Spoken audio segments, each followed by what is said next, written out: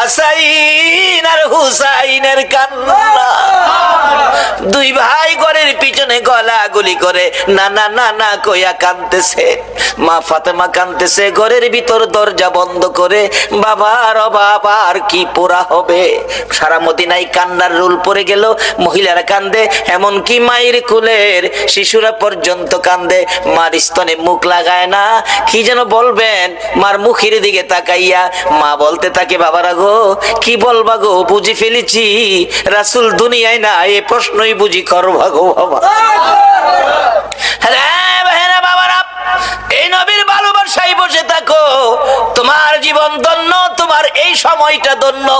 এই সময়টুকুন যদি নবীর ভালোবাসায় বসে কাটাইয়া আল্লাহর দরবারে কবুল করাইতে পারো, হাসরের ময়দানে আমার মন বলে তোমাদের জন্য আমার নবী ফুলসিরাতের ঘাটে বসে থাকবে।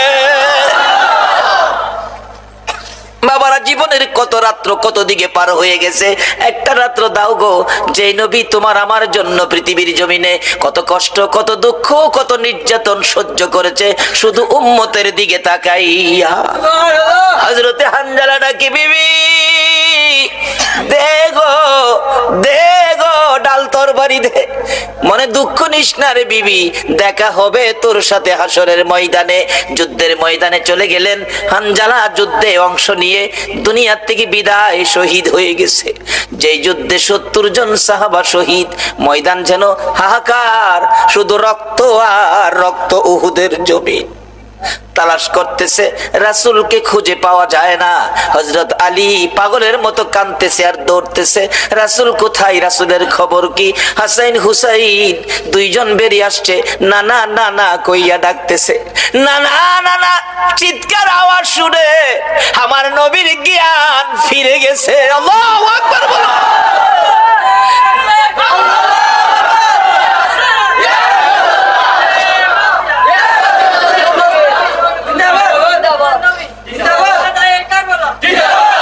রক্তে লালে লাল হইল কারবালার ময়দান, বলুন রক্তে লালে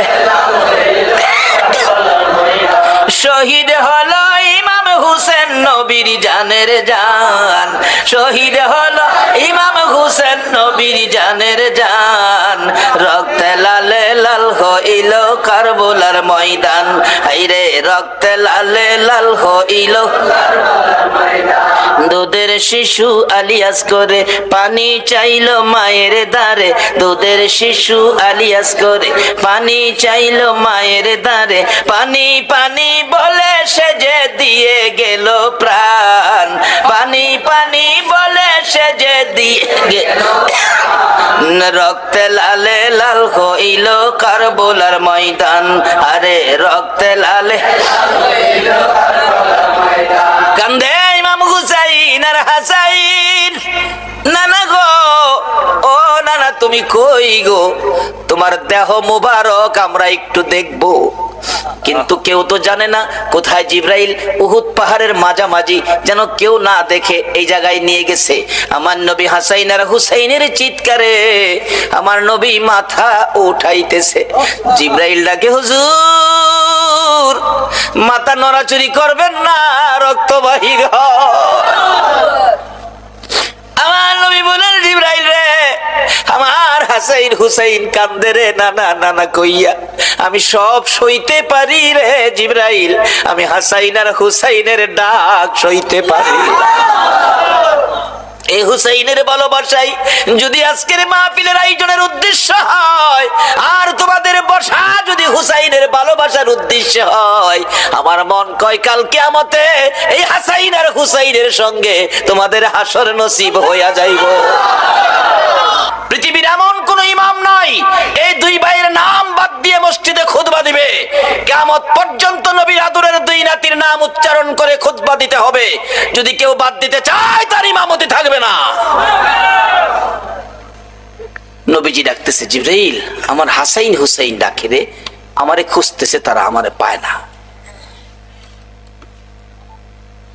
নবীজি মাথাটা উঠাইলেন, রক্ত মোবারক বাহির হয়। হুজুর নড়াচড়ি করবেন না, রক্ত বাহির হয়। লম্বা ঘটনা আমি সংক্ষেপ করে আনছি। হাসাইন হুসাইন কান্দে, মা ফাতেমা নবীজির তালাশ পাইতেছে না, কানতেছে পাগল পাগল হইয়া। উপরে চলে গেলেন, খুঁজতে খুঁজতে নবীজি ডাকতেছেন, রে হাসাইন হুসাইন তোরা কই রে? আমি তোর নানা এখানে আছি। দুইজন যাইয়া দেখে একেবারে নবী ক্লান্ত, রক্ত জড়তে জড়তে শরীর মোবারক দুর্বল, মাথার মধ্যে লোহার অংশ ডেবে আছে। চিৎকার মারলেন, হাসাইন হুসাইন, বাবা গো, নানারে পাইছি গো, নানারে পাইছি। সাহাবীরা ঘেরাও করে ফেলছেন। নবীজির একজন সাহাবী তাকিয়ে দেখে আমার নবীর মাথার মধ্যে লোহার অংশ লেগে আছে। রাসূলের ব্যথা হইতেছে, কষ্ট হইতেছে, এটা খুলতে হবে। কিভাবে খুলবো? এত গভীরে ঢুকে আছে, কিভাবে খুলবো? দাঁত দিয়ে ভালো করে কামড় দিয়ে টান দিয়ে খুললেন। রক্ত মোবারক ঘর ঘর করে বাহির হইতেছে, কেউ বন্ধ করতে পারতেছে না। এমনি সময় দেখা যায় মা ফাতেমা আইতেছে পাগল বেশে দৌড়াইয়া। রাসূল বলেন, তোমরা সব সরো, আমার মা ফাতেমারে আসতে দাও।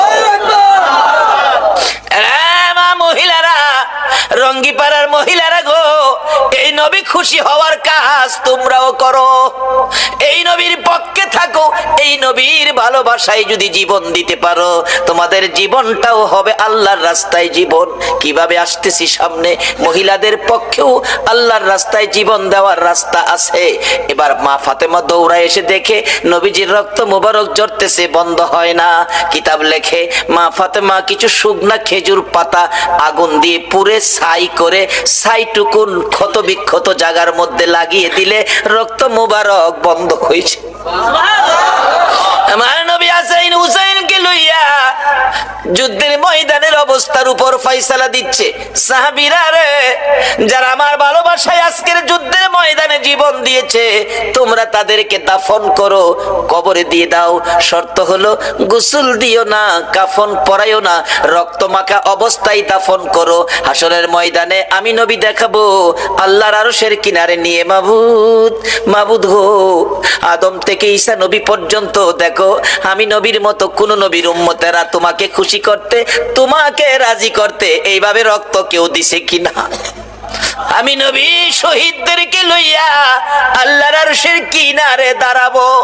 আমার মন বলে, আজকে যারা সেই নবীর ভালোবাসায় ঘন্টার পর ঘন্টা বসে আছেন, আমার নবী আপনাদেরকেও এই অবস্থাগুলো দেখাবেন। আল্লাহ গো, ফিতনার যুগে, আখিরি যুগে, শেষ যুগে আমার উম্মতেরা এইভাবে বসেছিল, একে উসিলা করে তুমি কি তাদেরকে মাপ দিবা না? আমার নবী ডাকতেছে, রে সাহাবীরা, আমার 70 জন সাহাবা শহীদ। কারো মাথা কাটা, কারো মাথা ফাটা, কারো হাত কাটা, পাও কাটা, কারো আবার কলিজা বাহির হইয়া থরথর করে কাঁপতেছে। আমার নবী বলেন, সহ্য করতে পারি না। আমি যখন কিছুটা সুস্থ হয়েছি, তোমরা আমার সাহাবীদেরকে দাফন করো। গোসল দিস না, কাফন পরাইস না, রক্ত মাখা জামা কাপড় গুলো পাল্টাইস না। একে একে দাফনের কাজ শুরু হলো। হঠাৎ করে হানজালার বিবি দৌড়ায় এসে নবীজির সামনে দাঁড়াইয়া ডাকে, ইয়া রাসূলুল্লাহ, আমি জানি শহীদদেরকে গোসল দেওয়া হয় না, আল্লাহর বন্ধু গো, লজ্জা হয় বলতে, না বলে পারছি না। আমার স্বামী হানজালা শহীদ হয়েছে, খবর পাইছি গো, আমার দুঃখ নাই, রাসূলের পক্ষে জীবন দিয়েছে। হুজুর, আমি দুঃখ বলার জন্য আসি নাই, আমি এসেছি একটা কথা বলার জন্য। লজ্জা হইলেও আমাকে বলতে হবে গো নবী, আমি জানি শহীদদেরকে গোসল দেওয়া হয় না। আজকে আমার স্বামীকে গোসল দিবেন, আমার স্বামী গোসল করে নাই, গোসল ফরজ ছিল।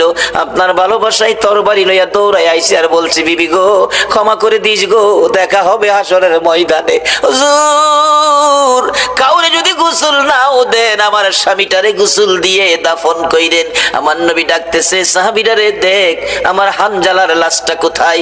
তালাশ করতে করতে কোথাও হানজালাকে পাওয়া যায় না। নবী চোখের পানি ছেড়ে দিলেন, মাবুদ গো, আমার হানজালারে কি কাফের বেঈমানেরা নিয়ে বেইজ্জতি করতেছে মনে হয়। এমনি সময় আমার আল্লাহ ডাকে, জিবরাইল রে, আমার হানজালা আমার নবীর ভালোবাসায় নাপাক শরীরে জীবন দিয়েছে রে, হানজালার গোসলের দায়িত্ব আমি আল্লাহ নিয়েছি রে। আল্লাহর পক্ষে কোন মৃত্যু হবে এটাই হবে আমার রাসূলের পক্ষটা। এই রাসূলের পক্ষে জীবন দিলে যদি আমার আল্লাহর গোসলের দায়িত্ব হয়, আল্লাহু আকবার বলো। রে জিবরাইল যা আমার বন্ধুর কাছে যা রে, বন্ধু যেন হানজালার জন্য চিন্তা না করে, হানজালার ব্যথাই না কান্দে রে। আমি হানজালার গোসলের ব্যবস্থা আমি আকাশের মধ্যে করেছি। পৃথিবীর কোন নবীর উম্মতের গোসল আকাশে হয়েছে, পৃথিবীর কোন ইতিহাসবিদ, কোন জ্ঞানী গুণী এই খবর দিতে পারবে না। বলতেছিলাম আল্লাহ শান্তির ফাইসালা দিতেছেন, নবীজিকে সান্ত্বনা দিচ্ছেন। জিবরাইল নবীজির কানে খবর দে, নবী যেন হানজালার ব্যাপারে কোনো টেনশন না করে। হানজালার লাশ গোসলের জন্য আমি প্রথম আসমানে নিয়েছি। রহমতের পানি, রহমতের ফেরেশতার দ্বারা গোসলের কাজ সম্পূর্ণ হইতেছে। নবী যেন অপেক্ষায় থাকে, হানজালার লাশ কিছুক্ষণের মধ্যে আসবে। এই হানজালা নবীর পক্ষে নাপাক শরীরে জীবন দিলে গোসলের ব্যবস্থা কে করলেন? তাহলে বোঝা গেল এই নবীর পক্ষে জীবন দেওয়াটা এটাই হবে আল্লাহর রাস্তা। আমরা ফাইনাল হইলাম তো? তাহলে কারো কোনো কথা আমরা শুনবো না, আমরা এই নবীর পক্ষে থাকবো। ঘুম থেকে উঠে মা আয়েশাকে ডাক দেয় নাই, দরজাটা খুলে ইয়া রাব্বি হাবলি উম্মতি উম্মতি বলে নবী দৌড় মারছে। নির্জন নিরিবিলি জায়গায় মদিনার পাহাড়ের পর পাহাড়, পাহাড়ের পর পাহাড় পার হইয়া একেবারে নির্জন নিরিবিলি জায়গায় সেজদায় পড়ে আমার নবী ডাকতেছে, মাবুদ মাবুদ গো, জিবরাইল আমারে কি শুনাইলো উম্মতের ব্যাপারে। আমি নবী সেজদায় পড়ে গেলাম, যতক্ষণ পর্যন্ত আমার উম্মতের নাজাতের খবর না শুনাইবা আমি নবী মাথা উঠাইব না। ফজরের আজান হলো, নবীজি হুজরাত থেকে মসজিদে যাবেন, মুসল্লিরা অপেক্ষায় নামাজ পড়াবেন রাহমাতাল লিল আলামিন। নামাজের সময় হয়ে গেল, নবী আসতেছে না। হুজরাই খবর পাঠাইলেন, নাই নবী হুজরাই। কি কথা বলতেছেন কেন? নবী হুজরাই নাই। মা আয়েশা সিদ্দিকা খবর দিলেন, মসজিদে নববীতে দেখো, মসজিদে তো নাই, কোথায় গেল? মা এসে বলেন, আমি তো বলতে পারি না, নবীজি আমাকে ঘুমে রাইখা ওইটা দরজা খুলে গেছে, আমারে বলে নাই, শুধুমাত্র আপনার আমার ব্যথায়। ফজরের নামাজের সময় পার হয়ে যায়, কে করবে গো মসজিদে নববীর ইমামতি? সাহাবীরা একজন আরেকজনের দিকে তাকায়া তাকায়া কান্দে, আর কেন দেরি করতেছো, আর কেন অপেক্ষায় আছো, চলো না রাসূলের তালাশে বেরিয়ে যায়। সাহাবীরা পাগল পাগল হইয়া আমার নবীর সন্ধানে বেরিয়ে গেলেন। দুইজন দুইজন করে এদিক সেদিক ঘুরতেছে। এদিকে মদিনার মহিলারা ঘুম থেকে উঠে খবর শুনে গো রাসূলকে বলে পাওয়া যায় না। মহিলারা পর্যন্ত একজন আরেকজনের বাড়িতে যাইয়া জানতে চায়, ও খালাম্মা, চাচি আম্মা, খবর জানেননি, রাসূল বলে পাওয়া যায় না, আপনারা কি রাসূলের খবর দিতে পারেন? তারাও কান্দে, না আমরা তো রাসূলের খবর দিতে পারতেছি না। মা বোনেরা গো, তোমরাও যদি রাসূলের পক্ষে বেরিয়ে যেতে পারো, রাসূলের ভালোবাসা দিতে পারো, তোমাদের মৃত্যুটাও হবে আমার আল্লাহর রাস্তায় মৃত্যু।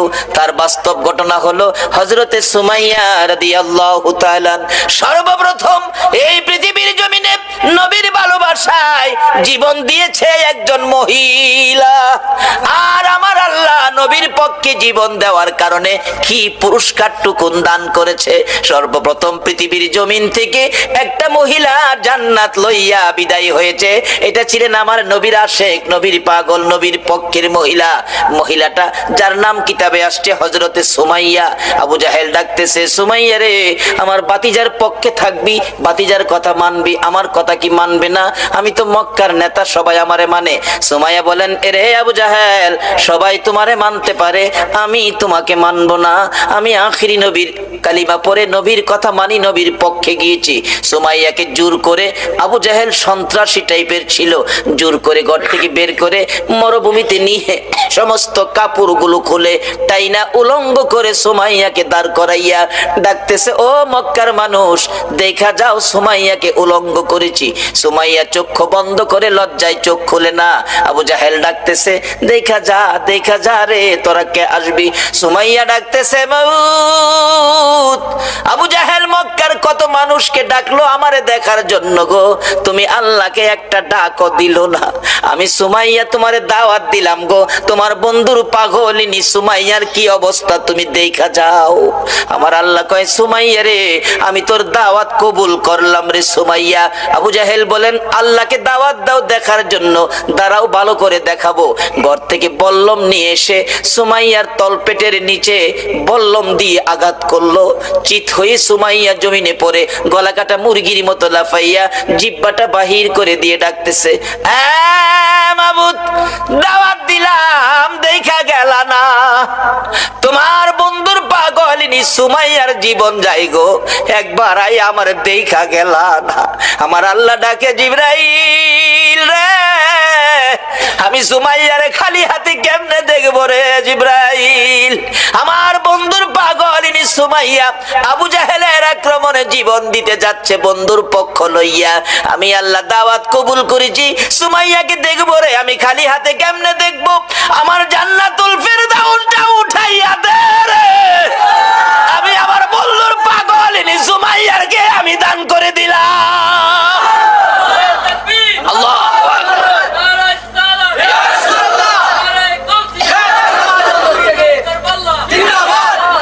বাবারা, মহিলারাও আল্লাহর জান্নাত রোজগার দুনিয়ার থেকে জান্নাত লইয়া কবরে গেছে। এই পক্ষটা হলো নবী মুহাম্মদুর রাসূল। ভক্ত যদি হতে হয় রাসূলের ভক্ত হও। চট্টগ্রাম থেকে একটা নাত একটা গজল শুনি, খুব ভালো লাগে। ভালো যদি বাসতে হয় নবীকে বাসুন, ভালো যদি নবী তরানেওয়ালা নবী বাঁচানেওয়ালা, হয় না? নবী তরানেওয়ালা নবী। রাসূল হাদিস শরীফে বলেছে লা ইউমিনু আহাদুকুম হাত্তা আকুনা আহাব্বা ইলাই মি ওয়ালিদিহি ওয়া ওয়ালাদিহি ওয়ান নাসি আজমাইন। ভালোবাসাও ত্রুটি যুক্ত ভালোবাসা নয়। আজকে মুসলমানের সন্তান রোনাল্ডো ভক্তের পরিচয় দিয়েছো, আমার রাসূলের কলিজায় আগুন দিয়েছো। আল্লাহ আমাদেরকে নবীর আশেক পাগল হওয়ার তৌফিক দেখ। সকলে বলুন আমিন। বলতেছিলাম কেন পাগল হবেন না? আমার নবী 3 দিন পর্যন্ত ওই সেজদায় পড়ে কান্দে। কথাটা খেয়াল আছে নি? মদিনার ছেলেরা সকালবেলা তালাশ করে রাসূল পাওয়া যায় না, মহিলারা পর্যন্ত তালাশ করে পাওয়া যায় না, মার কোলে শিশুরা পর্যন্ত মার স্তনে মুখ লাগায় না, বেড়া বকরি দুম্বাগুলো রাসূলের খবরে ঘাস পানিতে মুখ দেয় না। যুবকেরা খেলাধুলা বন্ধ করে দিয়েছে। বাবা যুবকেরা গো, কারা আজকে সেই মাহফিলে বসে আছে গো? বাবা হাসাইন আর হুসাইন দুই ভাই জান্নাতি যুবকদের সর্দার হবে গো। ওই হাসাইন হুসাইনের ভালোবাসায় যদি বসে থাকো, আমার আল্লাহ হাসরের ময়দানে হাসাইন আর হুসাইনের নেতৃত্বে তোমাদেরকে জান্নাতি বানাইয়া দিবে। আমার নবী কাঁদতেছে। 2 দিন পার হয়ে যায়, 2 রাত পার হয়ে যায়, 3 দিন যেদিন পার হয়ে যাবে, মদিনায় কারো চুলায় আগুন জ্বলে না, কারো পেটে খাবার যায় না, মার কুলের শিশুরা পর্যন্ত মার স্তনে মুখ লাগায় না। দুধ খাওয়াইতে চাইলে মা বাচ্চারা চোখের পানি ছেড়ে বুঝায়, মা গো দুধ খাবো না গো মা, বলো আগে আমার রাসূলের খবর কি? যুবকগুলো মার পায়ে সালাম করে বিদায় নেয়, মা বিদায় দাও গো, না জানি কোন মুনাফিকের আমার নবীকে ধরে নিয়ে গেছে। মা জীবনের বিনিময় হইলেও গো আমরা রাসূলকে উদ্ধার করে নিয়ে আসবো। মা গো এই উদ্ধার ক্ষেত্রে যদি আমাদের মৃত্যু হয়ে যায়, মা দুঃখ নিও না, দেখা হবে হাসরের ময়দানে। যুবকেরা বেরিয়ে গেছে, নবীর আশেক পাগলেরা বেরিয়ে গেছে, মহিলারা পর্যন্ত বাড়ি বাড়ি একজন আরেকজন মহিলার কাছে খবর জানতে চাইতেছে। 3টা দিন যেদিন পার হয়ে যাবে, আবু বকর উমরের জীবনী লেখে মদিনার শেষ প্রান্তে পাহাড়ের পর পাহাড় পার হইয়া যাইয়া দেখে এক জাক রাখাল বসে বসে টেনশন করতেছেন। রাখালেরা রে তোমরা কিসের টেনশন করো রে? রাখালেরা তোমরা কোত্থেকে আসছো? আমরা আসছি মদিনা শহর থেকে। তোমাদের নাম কি? আমার নাম আবু বকর, আমার সাথে উমর, আমরা 2 জন। তোমরা কিসের টেনশন করো? রাখালেরা রে, আমাদের টেনশন তোমরা শুনবানি। রাখালেরা বলেন, আমাদের টেনশনের উপর তোমাদের আবার কি টেনশন? রে রাখালেরা, আজকে 3টা দিন পার হয়ে যায় রে, আমাদের মায়ার নবী রে খুঁজে পাই না। তোমরা আমাদের মায়ার নবী, দয়ার নবীর খোঁজ খবর জানোনি? রাখালেরা বলেন, এরে আবু বকর ওমর, আমরা তো তোমাদের মায়ার নবী দয়ার নবী চিনি না, তবে আমরা যাকে নিয়ে টেনশন করতেছি আজকে 3টা দিন পার হয়ে যায় রে। একটা মায়ার মানুষ রে, একটা নূরের পুতুল রে, পূর্ণিমার চাঁদের মতো চেহারা, ওই পাহাড়টার নিচে আজকে 3টা দিন হলো সেজদায় পড়ে উম্মতি উম্মতি বলে কান্দে রে আবু বকর। ওই লোকটার দিকে তাকাইয়া আমাদের সকল রাখালের বেড়া বকরি দুম্বা গুলো এক নজরে তাকায়া তাকায়া কান্দে, ঘাস পানিতে মুখ দেয় না। আমরা টেনশনে আছি, এই বেড়া বকরি দুম্বা 3 দিন পার হয়ে গেল, না খায়া কত থাকবে, এখান থেকে নি সরিয়ে নেওয়া যায়। আমরা আঘাত করেছিলাম, বেড়া বকরি দুম্বা গুলো সরিয়ে নেওয়া। আবার মিল্লাতের লোকেরানি করে হুজুর দিলেন তো আমরা ক্ষতি কিনা।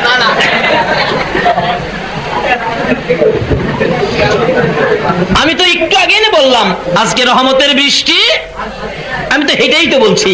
এটা যদি আল্লাহ রহমত দেয়, আল্লাহর কি কোনো অভাব হবে? তাহলে বসুন না আল্লাহর রহমতের আশায়। যাই হোক, আমি সংক্ষেপ করতেছি। এবার প্রস্রাব বন্ধ। প্রস্রাব কি যদি বেশি হয় তা আশা করেন ভিতরে এসে পড়ে চাপেন। আল্লাহ আল্লাহ আল্লাহ আল্লাহ আগান আগান আল মুরব্বী রায় করেন। আল্লাহ আল্লাহ আল্লাহ আল্লাহ আল্লাহ আল্লাহ আল্লাহ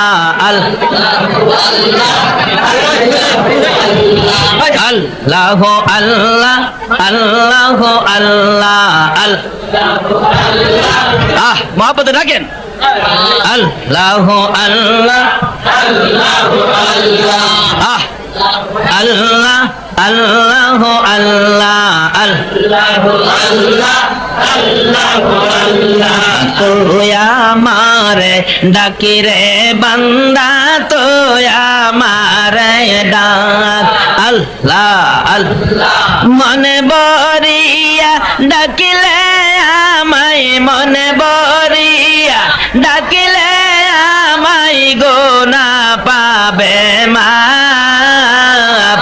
তুই আমারে ডাকি রে বান্দা, তুই আমারে ডাক। আল্লাহ আল্লাহ আল্লাহ আল্লাহ আল্লাহ আল্লাহ আল্লাহ তুই আমারে ডাকি রে বান্দা, তুই আমারে ডাক। ডাইকা হইলেন অলি যিনি, গাউসুল আজম নাম যার শুনি। ডাইকা হইলেন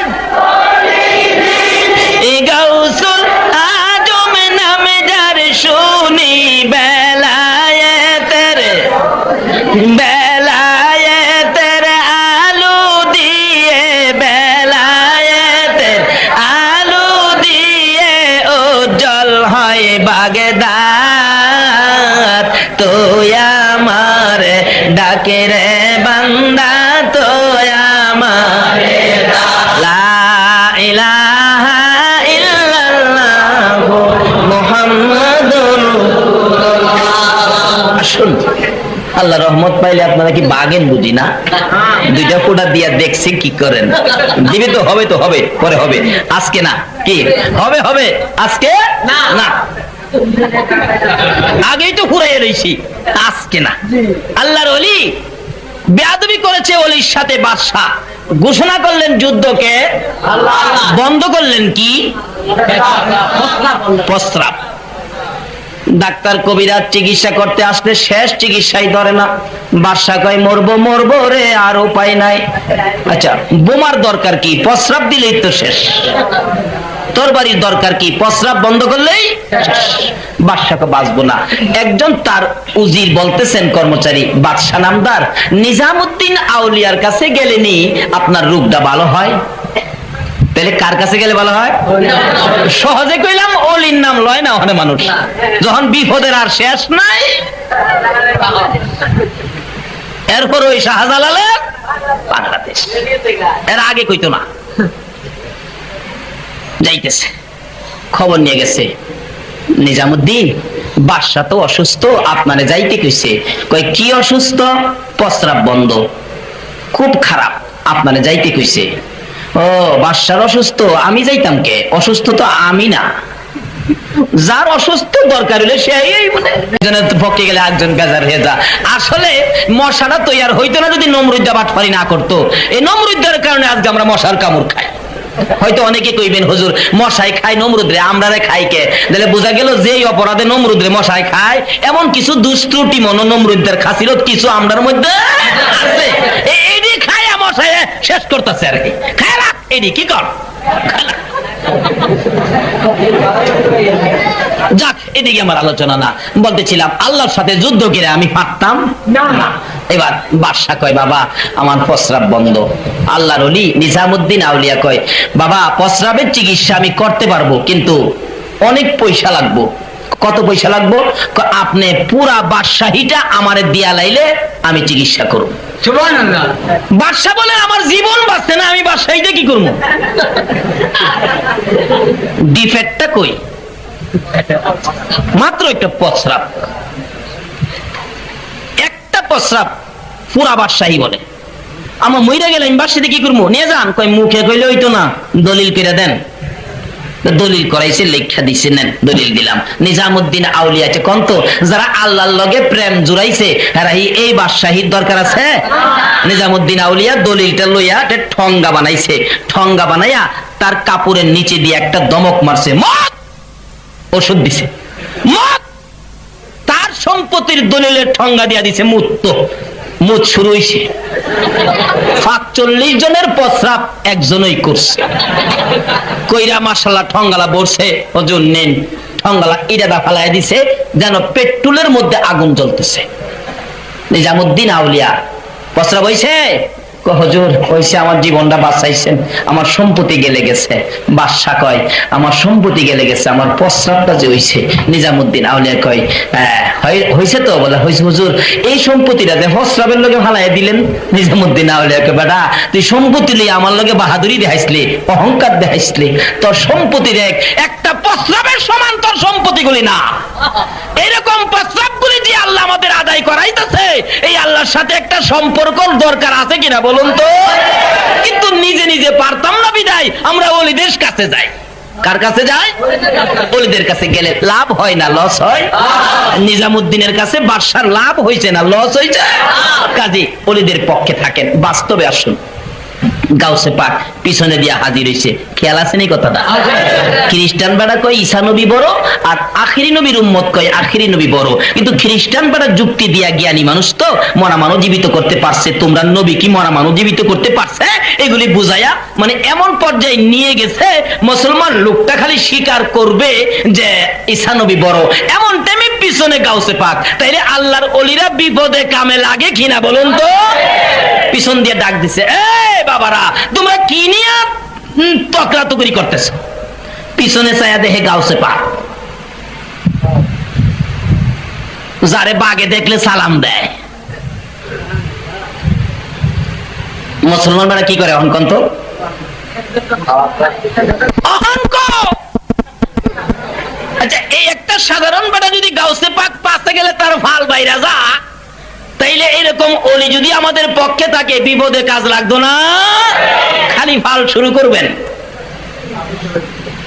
অঙ্ক খ্রিস্টান বেটার তো গলা শুকায় গেছে, মুখ দিয়ে কথা আসে না। বলতেছেন কি কি কথা? না হুজুর কইছিলাম আমরা ঈসা নবী বড় না, মৃত মানুষ জীবিত করতে পারে। কহা তোমার কথাই তো বোঝা যা বড়ই। আচ্ছা হুজুর আমি কইছিলাম যে আপনাদের নবী কি মৃত মানুষ জীবিত করতে পারে? গাউসে পাক অন ওয়াজ করতেছে, অন ওয়াজ শুনিলন গাউসে পাকের কি করে? গাউসে পাক ওয়াজ করে, শোনো দুজনে শোনো, দুজনে শোনো। আমার নবীজি আমলে তোমাদের 200 খ্রিস্টান গেছিল নবীজির কাছে মুসলমান হইতে। এই ওয়াজটা এখন কে করতেছে? গৌসে পাক। শোনো, তোমাদের 200 খ্রিস্টান গেছিল আমার নবীর কাছে মুসলমান হইতে, রাস্তার মধ্যে দেখা আবু জাহেলের সাথে। আবু জাহেল জিজ্ঞেস করলো, তোমরা এত লোক কই যাও? আমরা আখেরি নবীর কাছে কালিমা পড়ে মুসলমান হইতে যাই। তাই নাকি? তাইলে এতগুলি মানুষ বাতিজার পক্ষে যাইবা গা? আচ্ছা, আবু জাহেলের কন্ত শান্তি না অশান্তি? হাই হাই, এতগুলি মানুষ। আচ্ছা শুনেন, এত সহজেই মুসলমান হইেন না, বাতিজারে কিছু প্রশ্ন কইরেন, যদি জবাব দিতারে তাইলে আপনারা মুসলমান হইেন। এ ওয়াজ করতেছে কে? গাউসে পাক। এই ঘটনাগুলি কইতেছে। তখন আবু জাহেল কয়, প্রশ্ন কইরো। 200 খ্রিস্টান কইতেছে, চাচা মুরব্বী মানুষ আপনি মনে বালা প্রশ্ন করতে পারবেন, তা আপনি একটু লন আমরা সাথে। আবু জাহেল কয়, আমি তো রাস্তা খুঁজছি, এটার লেগে কষ্ট করলাম, নবী কি দিবেন এটাও জানা দরকার না? এবার আব্দুর রশিদ ডাকতেছে, আসো, আমার নবী তো কোনোদিন কারো ক্ষতি করে না, কেন নবীকে কলঙ্ক করলেন? আচ্ছা, নবী কি কোনোদিন কারো ক্ষতি করে? আপনার ছোট সময় একটা বই পড়ছেন না, ছোটকালে এক দুষ্ট বুড়ির কাহিনী? এই বইটা কি পড়ছেন? বুড়ি কি করতো? যে পথ দিয়ে রাসূল চলতো, এই পথের মধ্যে কি দিয়ে রাখতো? কাঁটা দিয়ে রাখতো। আর নবীজির পায়ে কাঁটাগুলি ফুটলে বুড়ি কি করতো? কি করে হাসতো? খিল খিল করে হাসতো। ছোটকালে পড়ছি, মনে আছে এখনো। তো একদিন দেখে পথে কাঁটা নাই, বরঞ্চ খুশি হওয়ার কথা, আল্লাহ এই দুষ্ট বুড়ি নাই, রাস্তায় কাঁটা নাই, বেঁচে গেছি। কিন্তু নবীজি খুব কষ্ট পাইতেছেন। হাই হাই, বুড়ি আমারে কষ্ট দিয়া খুশি হইতো, আজকে বুড়ি নাই, ব্যাপারটা কি? নিশ্চয়ই বুড়ির কোনো অসুবিধা। কোন নবীর পক্ষে আমরা? কোন নবীর পক্ষে আমার আল্লাহ? কোন নবীর পক্ষটা জান্নাতি পক্ষ? বুড়ি যা যে নবীরে কষ্ট দিতেন। ও ছাত্র সেনার ভাইরা, আসো, তোমাদের আদর্শ এটা আমরা চাই। বুড়ি কষ্ট দিতেন, রাস্তায় নাই। নবীজি ভাবতেছেন নিশ্চয়ই বুড়ির কোনো অসুবিধা আছে। নবীজি দুষ্ট বুড়ির বাড়িতে গেলেন, যায়া দেখে বুড়ি অসুস্থ হয়ে গেছে। নবী নিজে এত দুশ্মনী করেন, তারপরও নবী নিজে বুড়ির খেদমত করতে শুরু করলেন। আবু জাহেল একবার নবীজিকে দুনিয়ার থেকে চিরবিদায় করে দেওয়ার জন্য যে পথে নবী রাত্রে চলেন, রাস্তার মধ্যে গর্ত করছে। সারা রাত গর্ত করে আবু জাহেল গর্তের উপর পাতালতা দিয়ে রাখছে। নবীজি গর্তের ভিতরে পড়ে গেলে কাউরে জানাবে না, সেই মাটি দিয়ে দিবে। এটা আবু জাহেলের ধারণা। বলুন, হ্যাঁ ধারণাই কি পুরা হইব? আমাদের নবীর পক্ষে আছেন কে? গর্ত করে সারা রাত ঘুমায় নাই। যে সময় নবী ঘুম থেকে উঠলেন, খানে কাবা যাবেন রাস্তা দিয়ে, আবু জাহেল তো বসে আছে। বাতিজা এই তো পড়লো, এই তো শেষ করে দিলাম, কে বাঁচাবে বাতিজাকে? আমার আল্লাহ কয়, জিবরাইল, আবু জাহেল গর্ত করছে, আমার নবীরে মারতো, তোমার নূরের পাখাগুলো গর্তের উপর বিছায় দাও। নবীজি তো আসতেছে। আবু জাহেল কয়, এই তো শেষ। নবীজি নূরের পাখার উপর, কি আরাম। জিবরাইল কে, হুজুর আমি জিবরাইল, কি ব্যাপার?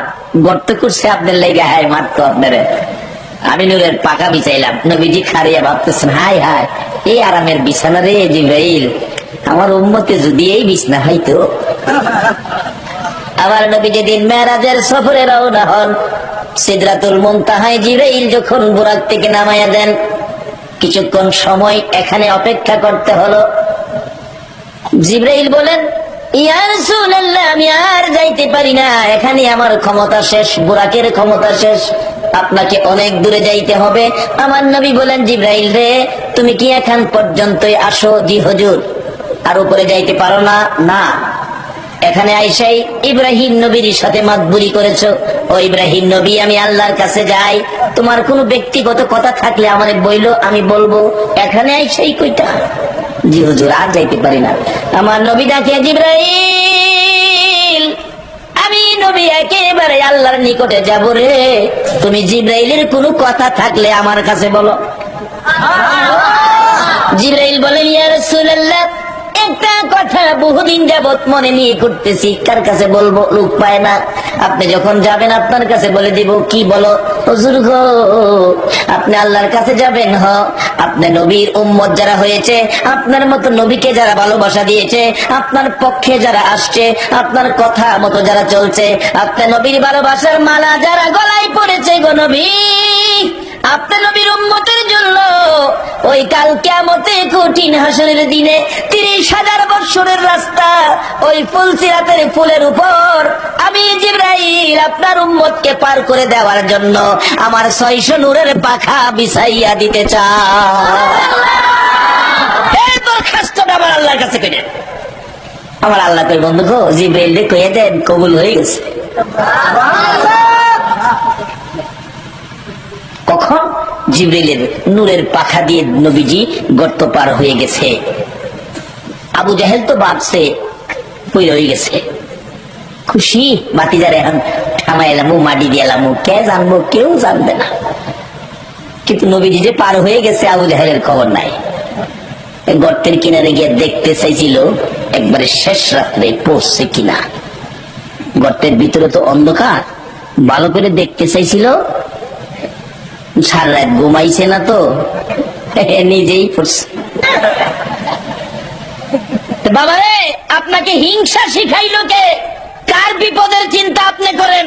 আল্লাহর বিধান হলো এই বিপদ আপনাকে দেওয়া হবে। নবীর আদর্শে আসুন, নবীরে চিনুন, নবীর পক্ষে আসুন। একটা কাইট যেন নবীর কথায় বাইরে না যায়। আবু জাহেল গর্তের ভিতরে পইরা চিন্তা করে, এখন কি করলাম? নিজের লাইফটা শেষ করে দিলাম, উঠতেও পারতেছি না, সকালে হয়তো মানুষে দেখবে। আল্লাহ কই, তোমারে না দেখাইয়া ছাড়তেছি না। রাত্র শেষ, লোকজন সকালবেলা বাহির হয়েছে। বলুন, রাস্তায় গর্ত দেখলে মানুষ গালি দিবে না? একটু দূরে আইসে, কোন জালিমের বাচ্চা রাস্তার মধ্যে গর্ত করছে।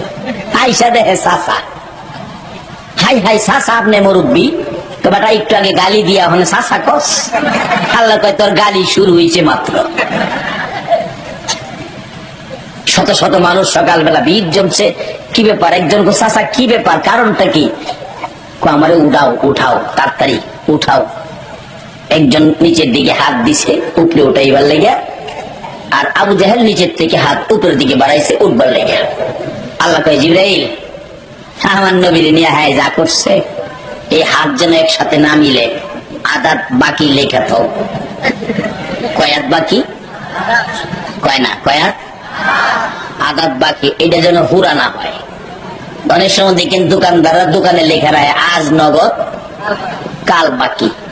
এক বেচারা পেটের খিদা, বাচ্চারা কান্দে, 1 কেজি চাউল আনতে গেছে, টাকা নাই, বাকি আনবো, দেখে লেখা আজ নগদ কাল বাকি।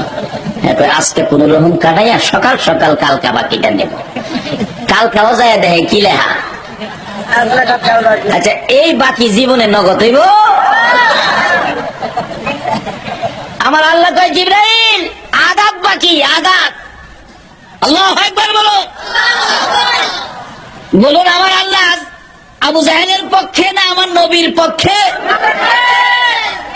আর যারা নবীর পক্ষে থাকবে, আল্লাহও তাদের পক্ষে। বাস্তবে আসুন, আজকে নবীর আশিকদের নিতে নিতে যে যে রোগের নিয়তে নেয়, রোগ ভালো না। অবশেষে বহু দূর থেকে এসে কিছু লোক আইসা দেখে নাই। আল্লাহ কয়, নু কি খবর? নিচে গা তো, কিন্তু গন্ধ রয়েছে। আল্লাহ কয়, গন্ধ দূর করতেছে। দূরের থেকে দেখে নাই, ওষুধ নাই, পরে পানি দিয়া মরাইয়া পরিষ্কার করে পানি লইছে, কখনো রোগ ভালো হয়। 7 বার ধুয়াইয়া পরিষ্কার করে দিছে, কখনো রোগ ভালো হয়। বলুন, এই সিস্টেম কে করলেন? নবীর আশেক 2টা বাচ্চা যুদ্ধে যাবে, আল্লাহ কি হেন সিস্টেম করতে পারে না? আল্লাহ কয়, চিন্তা করিস না হুজুর, মাফে তো হই না, মাফে তো হই না। নবীজি কয়, তুমি পরে যাইবা, বড় হয়ে যাও। আল্লাহ কয়, মাফে না হইলেও মহব্বত হইছস, আদাত বাকি পুরা করব। কিভাবে? নবীর আশেক তো। আল্লাহ কয়, বাচ্চার ভিতরে বুদ্ধি ঘুরাই দিলেন, এটা তুই কস না নবী গো, বড় বাইরে লম্বা দেখে নিছেন, শক্তি কিন্তু আমার বেশি। সুবহানাল্লাহ কর। আরে নবীর প্রেমের পাগল যারা প্রেম খেলা খেলে, বলুন নবীর প্রেমের, নবীর প্রেমে ওয়াজ করনি দন্ত দেয় ফেলে, নবীর প্রেমে ওয়াজ করনি দন্ত দেয় ফেলে, নবীর প্রেমের পাগল যারা প্রেম খেলা খেলে, হাইরে নবীর প্রেমের পাগল। হানজালা পাগল ছিল নবীর প্রেমে জীবন দিল, হানজালা পাগল নবীর প্রেমে জীবন দিল, গোসল করাইলো তারে ফেরেশতার দলে, গোসল করাইলো তারে ফেরেশতার দলে, নবীর প্রেমের পাগল যারা প্রেম খেলা খেলে, হাইরে নবীর প্রেমের। এবার ডাকতেছে, হুজুর বড় ভাই লম্বা দেখে নিছেন, এই সিস্টেমটা কে দিতেছে? আল্লাহ আসেনি হলো। বড় ভাই লম্বা দেখে নিছেন, আমার নিলেন না। শক্তি কিন্তু বড় ভাইয়ের চেয়ে আমার শরীরে বেশি। বিশ্বাস না হয় বড় ভাইয়ের লোক আমার কুস্তি লাগাই দেন। সিস্টেম কে করতেছে? এই সিস্টেমই আজকে আপনারা নবীর ভালোবাসায় হুসাইনের স্মরণের মাহফিলে বসাইছে। এতে বোঝা যায় আল্লাহ সিস্টেম করে জান্নাতে নিব।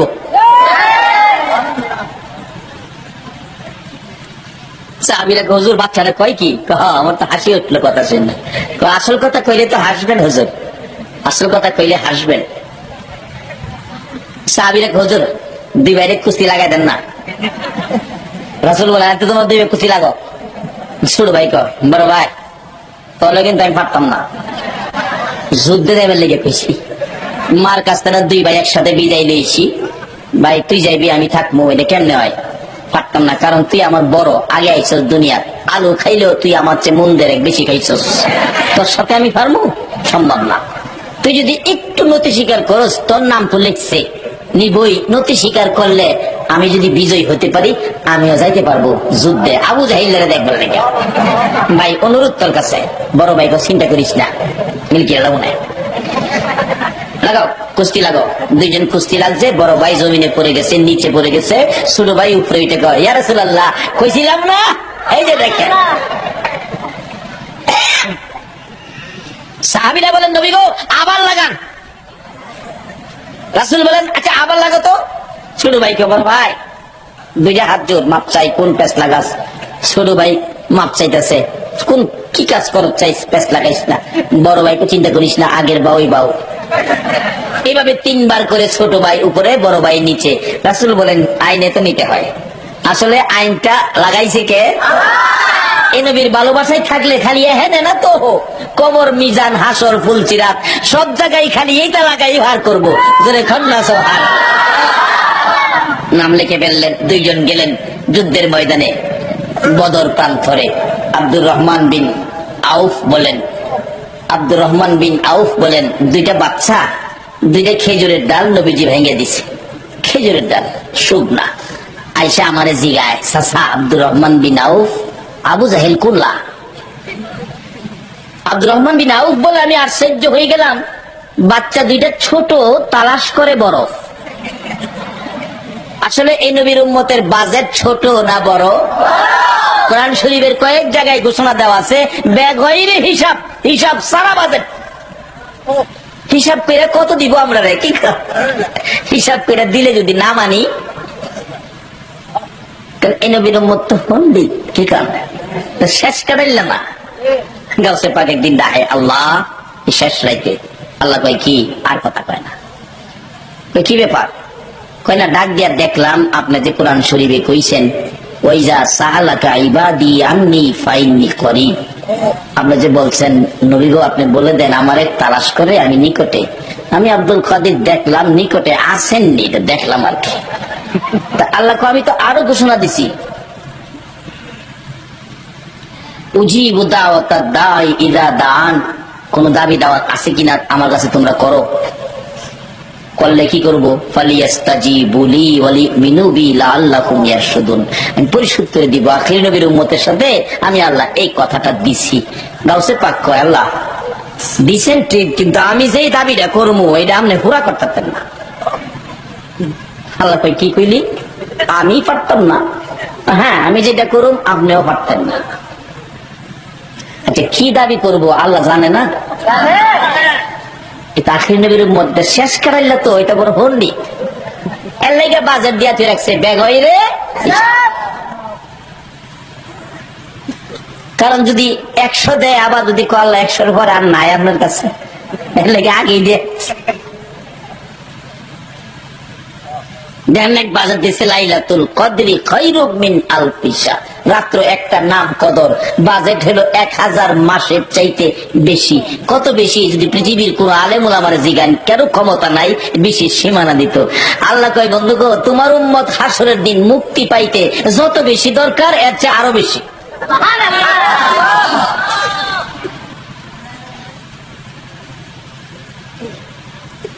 কি বাজেট দেয়? গাউসে পাক কয় আল্লাহ কইছেন দাবি করলে পুরা করবেন, কইছেন জানি, কিন্তু আমি যেটা দাবি করব পুরা করতে পারতেন না। আরে কও কি? হ্যাঁ আচ্ছা কি দাবি করবা কও? তাহলে আমার নবী বানাই দিলেন, নবী বানাই দিলেন। আচ্ছা নবী কি আর হইব? আল্লাহ কো আব্দুল কাদির কি কইলা তুমি? নবী তো আর হইতো না। আমি জানি আপনি পারতেন না। এটা অন্য নবীর উম্মতের আবার এই সাহস। এটা কিছু করলে আখিরি নবীর উম্মতই পারে। বাজেট দিয়া থইছে বেগ হইরে। আল্লাহ কয় ও আব্দুল কাদের, আমি তো কোরআন শরীফে ঘোষণা দিছি রে, ওয়ালাকিন রাসূলুল্লাহি ওয়া খাতামান নাবিয়্যিন, এই নবী দিয়ে নবুয়তির দরজা শেষ। আমার নবীও বলে ফেলেছে আনা খাতামুন নাবিয়্যিন লা নাবিয়্যা বাদি, আমি শেষ নবী, আমার পর নবী আসবে না। ক্ষমতা আছে রে, আইনে নাই। কারণ এইটাই তো কইছি আমি, আইনে নাই দেখতে। আব্দুল কাদির দরখাস্ত করছো যেটা বিফল যেতে পারে না, এটা ছাড়া অন্য কি করবি ক? কথা এলে আমি আব্দুল কাদির কাদরিয়া তরিকায় থাইকা যারা তোমারে ডাকবো হ্যাঁ মাফ করে দাও। এইটা বাড়ি যাও কাদরিয়া তরিকার সবাই আমি মাফ করে দিলাম, যাও। এটা মহব্বত প্রেম ভালোবাসার খেলা।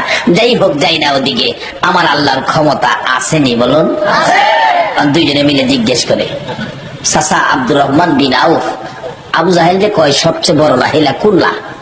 আব্দুর রহমান বিন আউফ কয় নবীর সাহাবী, আমি আশ্চর্য হয়ে গেছি, দুইটা বাচ্চা খেজুরের ডাল লইয়া বিচারে বড় ডালে দেখাই দিছে ওই যে কাফেরদের ভিতরে খাড়া গোড়ার উপরে বসা, এই এলো হলো আবু জাহেল। দুইটা বাচ্চা একটা দৌড় মারছে, যাইয়া ওই বাচ্চা দুইটা আবু জাহেলের একবারে কাছে সৈন্য, তার পক্ষে সৈন্যের ভিতরে ঢুকিয়া আবু জাহেলের গোড়ার নিচে গিয়া খারিছে। খারিয়া দেহে লাগাল পায় না। কিতাব লেখে আবু জাহেলের গোড়ার তুলনায় বাচ্চা দুইটা এত ছোট ছিল, গোড়ার নিচে দিয়া আইতো যাইতো, মাথাটা পর্যন্ত হেরে লাগে না। দুইজনে পরামর্শ করে ভাই হেরে নামাই কেমনে? ছোট ভাই আমি তো লাগাল ভাইতামই না, তুমি তো কিছু লম্বাছো, তুমি রেডি হও, আমি হেরে বাউ করি। এই নিচে নামেন, সুবহানাল্লাহ বলেন না? আবু জাহেল নিচে চাই দেয়, খেজুরের ডাল দুইটা বাচ্চা ডাহে নিচে নাম্বার লেগে হ্যাঁ আসে, বেশি একটা সুবিধা লাগতেছে না। বড়টা ডাহে নামো না,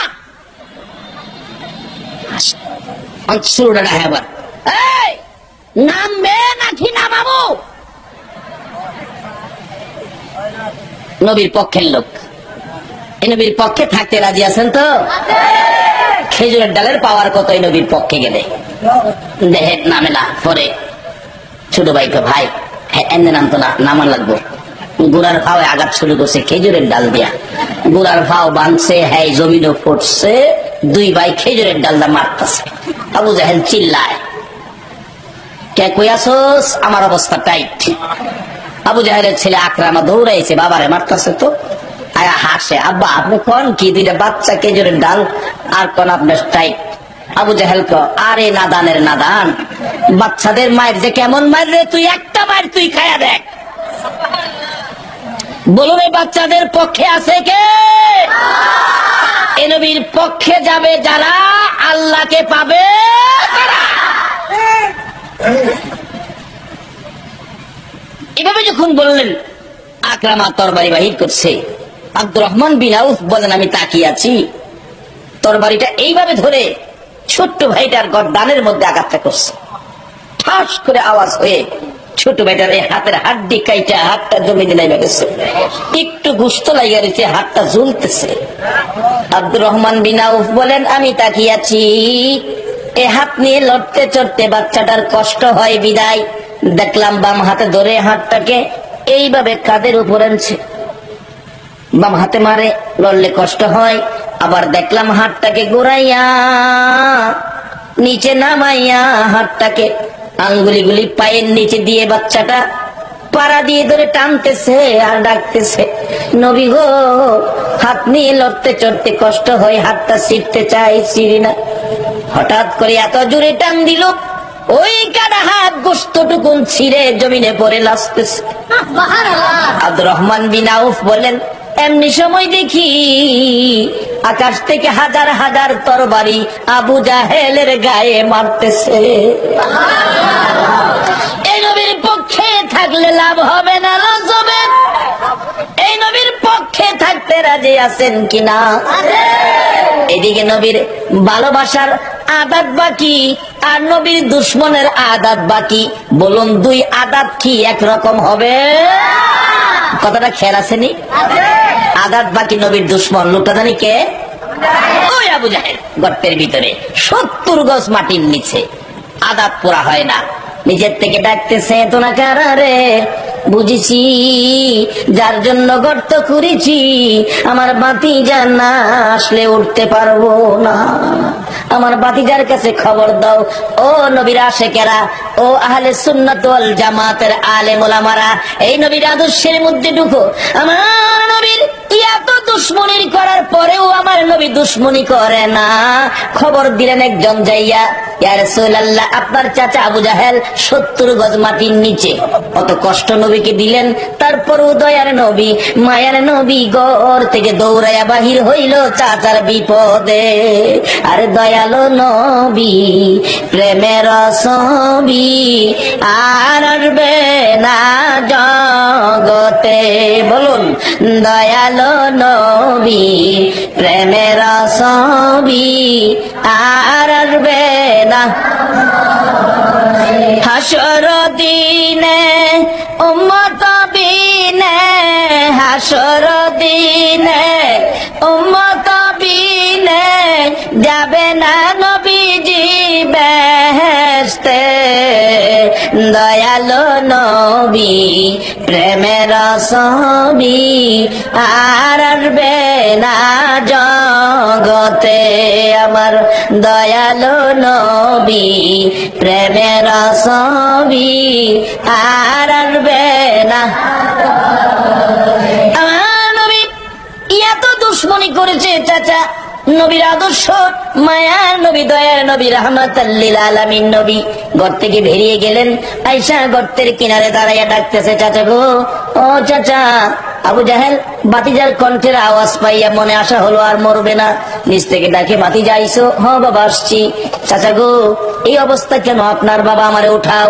আমার নবী ডাকে, চাচা উঠাবো, বলো এ গর্ত তুমি কার জন্য করছো? আবু জাহেল নিচ থেকে ডাকে, বাতিজা গো, মনে দুঃখ নিও না, এ গর্ত আমি তোমার জন্য করছি।